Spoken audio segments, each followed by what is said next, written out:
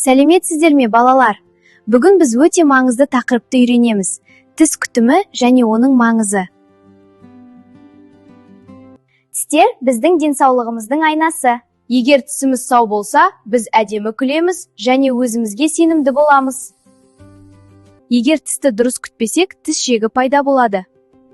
Бұл ауырсынуға және тістің бұзылуына әкеледі.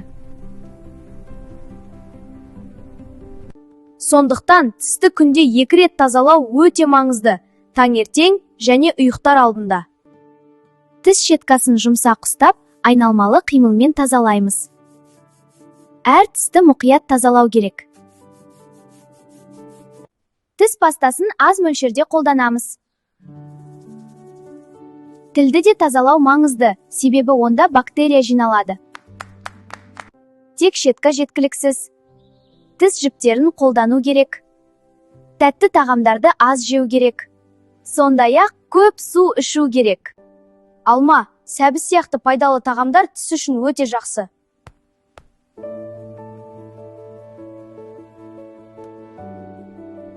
Қорытындылай келе, тіс күтімі денсаулықтың маңызды бөлігі. Егер тісімізді дұрыс күтсек, ол ұзақ жылдар бойы сау болады. Есіңізде болсын, әдемі күлкі таза тістен басталады. Балалар, біз өте маңызды сұраққа жауап береміз. Тіс щеткасын қаншалықты жиі ауыстыру керек? Көп адамдар бұл сұраққа дұрыс жауап білмейді. Тіс щеткасы уақыт өте келе тозады. Ескі щетка тісті дұрыс тазаламайды және бактерия жинайды. Сондықтан оны уақытында ауыстыру өте маңызды.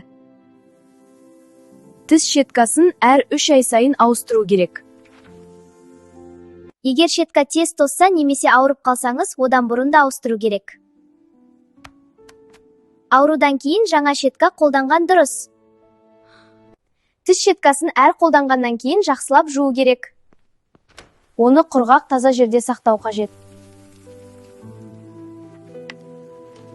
Қорытындылай келе, тіс щеткасын әр 3 ай сайын ауыстыру керек. Таза щетка сау тіс кепілі.